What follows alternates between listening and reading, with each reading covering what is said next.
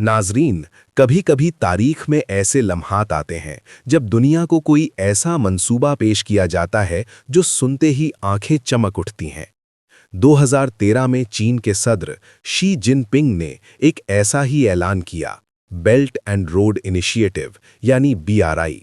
दुनिया के 150 से जायद ममालिक को रेलवे लाइनों, मोटरवेज, बंदरगाहों और एयरपोर्ट्स से जोड़ने का वादा। गरीब मुल्कों को दुबई और सिंगापुर जैसा बनाने का ख्वाब दिखाया गया। एक वक्त था जब दुनिया इसे सदी का मंसूबा कहती थी, लेकिन आज यही मंसूबा तारीख की सबसे बड़ी जियोपॉलिटिकल तबाही कहलाया जा रहा है। आज हम इसकी मुकम्मल हकीकत आपके सामने रखेंगे। Belt and road initiative. चीन ने इस मंसूबे में $1.2 ट्रिलियन लगाए, लेकिन ये पैसा गिफ्ट नहीं था, ये कर्ज था। वो कर्ज जो मगरबी बैंकों और IMF ने खतरनाक समझकर देने से इनकार कर दिया था। चीन का असल मकसद 3 चीजें थीं। अव्वल, अपनी फालतू सनती सलाहियत को बाहर निकालना, क्योंकि चीन में हर साल लाखों इंजीनियर निकल रहे थे और मुल्क में रोजगार के मौके कम पड़ रहे थे। दोम, खाम माल तक रसाई हासिल करना ताकि अपनी सनतों को चलाता रहे। सोम, अपनी जियोपॉलिटिकल ताकत बढ़ाना और दुनिया में अमेरिका के मुतबादल के तौर पर उभरना। ये सिर्फ इंफ्रास्ट्रक्चर प्रोजेक्ट नहीं था, ये चीन का एक शातिराना माशी और सियासी एजेंडा था। डेट ट्रैप डिप्लोमेसी, कर्ज का जाल। BRI का सबसे खतरनाक हथियार था डेट ट्रैप डिप्लोमेसी, यानी गरीब मुल्कों को इतना कर्ज दो कि वो कभी वापस ना कर सकें, और फिर इसके बदले उनकी जमीन, बंदरगाहें और अहम इंफ्रास्ट्रक्चर हथिया लो। श्रीलंका इसकी सबसे बड़ी मिसाल है। चीन ने हम्बनतोता पोर्ट बनाने के लिए कर्ज दिया। फीजिबिलिटी स्टडीज ने पहले ही बताया था कि यहाँ पोर्ट की जरूरत नहीं, पूरे साल में सिर्फ 30 से 40 बहरी जहाज रुकते थे। पोर्ट चल ना सकी, कर्ज अदा ना हो सका, और 2017 में श्रीलंका को ये पोर्ट 99 साल के लिए चीनी कंपनी को देनी पड़ी। अपनी खुद मुख्तारी का एक हिस्सा गंवा बैठा। मुल्क में मुल्क तबाही, BRI की हकीकी दास्तानें। ज़ैम्बिया, अफ्रीका का ये छोटा मुल्क जो सिर्फ तांबे की बरामद पर जिंदा है, चीन के जाल में फंस गया। 2020 तक ज़ैम्बिया के कुल कर्जों का 43% सिर्फ चीन के पास था। कोविड-19 ने तिजारत खत्म की, तांबे की मांग गिरी और ज़ैम्बिया डिफॉल्ट कर गया। मोंटेनेग्रो, यूरोप के इस छोटे मुल्क ने 2014 में चीन से $1 अरब कर्ज लेकर बारबोल यारे हाईवे बनाना चाहा। प्रोजेक्ट मुकम्मल नहीं हुआ, मुल्क कर्ज में डूब गया। आखिरकार यूरोपीय यूनियन ने बेल आउट देकर इसे चीन के चुंगल से निकाला। इक्वाडोर, जनूबी अमेरिका के मगरबी साहिल पर यह छोटा मुल्क भी चीन के चुंगल में फंसा। इन्होंने तवानाई बहरान हल करने के लिए चीन के साथ मिलकर $2.6 अरब का कोका-कूदू सिंखलर डैम बनवाया, लेकिन तामीर के दौरान चीनी कंपनियों ने क्वालिटी स्टैंडर्ड्स नज़रअंदाज किए, अफसरान को रिश्वत दी, और आज इस डैम की दीवारों पर 17,000 से ज़्यादा शिगाफ पड़े हैं। किसी भी वक्त टूटने का खतरा है। ये सिर्फ माशी तबाही नहीं, इंसानी और माहौलियाती तबाही का भी खतरा है। पाकिस्तान CPEC की हकीकत। पाकिस्तान CPEC की हकीकत। CPEC यानी चीन पाकिस्तान इक्तिसादी राहदारी, $60 अरब का मंसूबा, जिससे बिजली, मुलाजमतें और तरक्की की उम्मीद थी। लेकिन गवादर के अवाम ने पानी, बिजली और चीनी हुकूमत के खिलाफ भरपूर एहतजाज किए। आज गवादर पोर्ट पहले पाकिस्तान के पास थी, अब चीन के पास है, और इसकी आमदन का 91% चीन ले जाता है, सिर्फ 9% पाकिस्तान को मिलता है। व्हाइट एलिफेंट प्रोजेक्ट्स, बेकार अजीमुशान मंसूबे। चीन ने कई ऐसे मंसूबे बनाए जो देखने में शानदार लगते थे, लेकिन उनका कोई अमली फायदा नहीं था। इन्हें व्हाइट एलिफेंट प्रोजेक्ट्स कहा जाता है। मिसाल के तौर पर एक एयरपोर्ट जहां पूरे साल में कभी कभार हाथी और जानवर रनवे पर घूमते नजर आते हैं, इसे दुनिया के खाली तरीन एयरपोर्ट का एजाज मिल गया है।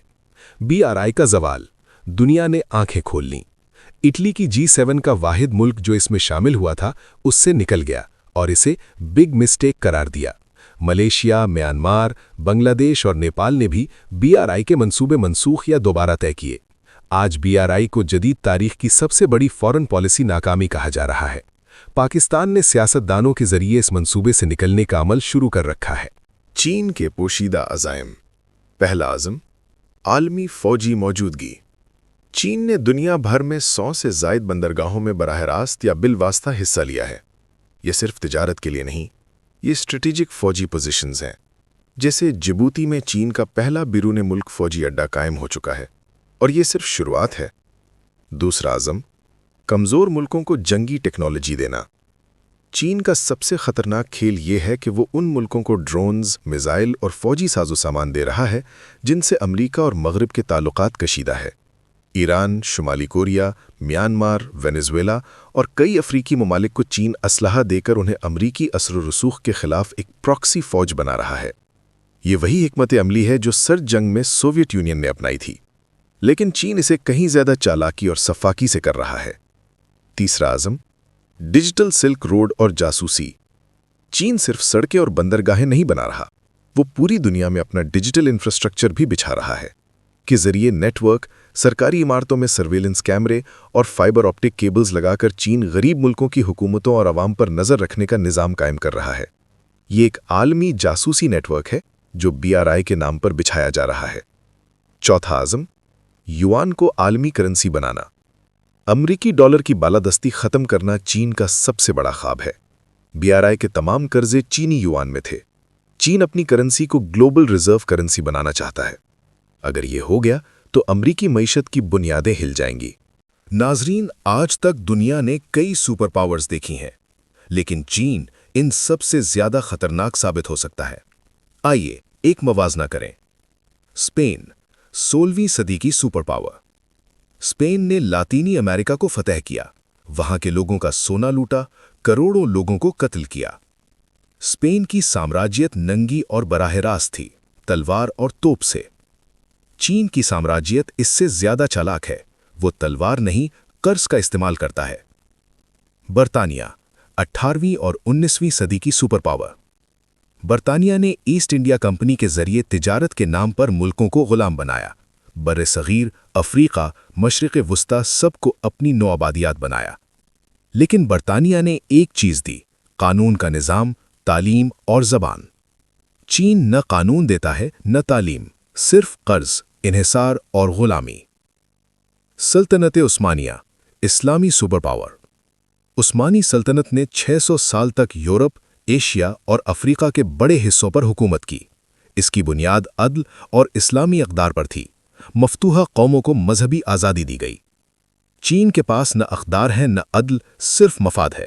اپنے ہی مسلمانوں یعنی اوئغور مسلمانوں کو جیلوں میں ڈال رہا ہے۔ امریکہ، جدید دور کی سپر پاور۔ امریکہ نے بھی اپنے مفادات کے لیے جنگیں لڑیں، لیکن امریکہ نے دنیا کو مارشل پلان جیسی امداد بھی دی، آزاد تجارت، جمہوریت اور انسانی حقوق کا نظام بھی۔ چین نے کیا دیا؟ قرض جو واپس نہیں ہو سکتا، اور پھر ملک کی خود مختاری چھین لی۔ چین کیوں سب سے شفاف ہے؟ پہلی وجہ، چین اپنی سامراجیت کو ترقی کا نام دیتا ہے، یہ سب سے خطرناک جھوٹ ہے۔ دوسری وجہ، چین کے پاس 1.4 ارب لوگوں کی سرمایہ کاری اور صنعتی طاقت ہے جو کسی بھی تاریخی سپر پاور کے پاس نہیں تھی۔ تیسری وجہ، چین ٹیکنالوجی کو ہتھیار کے طور پر استعمال کر رہا ہے۔ سائبر وارفیئر، ڈیجیٹل جاسوسی، یہ 21ویں صدی کی سب سے طاقتور فوج ہے۔ چوتھی وجہ، چین کی کمیونسٹ پارٹی کو کسی کو جواب نہیں دینا، نہ پارلیمنٹ کو، نہ عوام کو، نہ دنیا کو، یہ مکمل آمریت ہے۔ پانچویں وجہ، چین دنیا کے کمزور ملکوں میں امریکہ مخالف جذبات بھڑکاتا ہے، انہیں ہتھیار دیتا ہے اور پھر ان کے ذریعے امریکہ اور مغرب کو کمزور کرتا ہے، بغیر خود جنگ میں شامل ہوئے۔ چین نے نیا جال بچھا لیا۔ ناکامی کے باوجود چین نے BRI کو نئے نام سے ری برانڈ کیا ہے۔ اب ڈیجیٹل انفراسٹرکچر، گرین انرجی اور سسٹینیبل پروجیکٹس کی بات ہو رہی ہے، لیکن دنیا اب پہلے کی طرح صرف وعدوں پر یقین کرنے کو تیار نہیں۔ ممالک اب صرف وہی منصوبے قبول کریں گے جو اصل معاشی فائدہ دے سکیں، نہ کہ صرف قرضوں کا بوجھ بڑھائیں۔ چین کا اپنا نقصان، الٹا پڑ گیا منصوبہ۔ BRI نے چین کو بھی نقصان پہنچایا۔ اربوں ڈالر کے قرض واپس نہیں آئے۔ جن پروجیکٹس پر قبضہ کیا وہ چلانے کی لائبلٹی بھی چین پر آ گئی۔ چین کی اپنی معیشت سست پڑ گئی۔ اللہ کا قانون ہے، جو ظلم کرتا ہے ایک نہ ایک دن اس کا ظلم اسی پر پلٹتا ہے۔ नाजरीन, तारीख गवाह है कि जो भी ताकत दूसरों को धोखा और कर्ज के जाल में फंसाकर आगे बढ़ी, वो कभी देर पा नहीं रही। स्पेन टूटा, बर्तानिया सुखड़ा, अमेरिका लड़खड़ाया और चीन भी अपने ही बिछाए जाल में उलझता नजर आ रहा है। अगर BRI का पूरा नेटवर्क मुकम्मल हो जाए तो एशिया से यूरोप तक का सबसे लंबा रोड रेल सी कनेक्शन होगा, जिसमें दुनिया की 65% आबादी आ जाएगी। ये खतरा कितना बड़ा है आप खुद सोचें। हमारा काम आपको हकीकत बताना है, बाकी फैसला आपका। अल्लाह हम सबको समझ और हिकमत अता फरमाए, आमीन। वीडियो पसंद आए तो लाइक, शेयर और चैनल को सब्सक्राइब जरूर करें।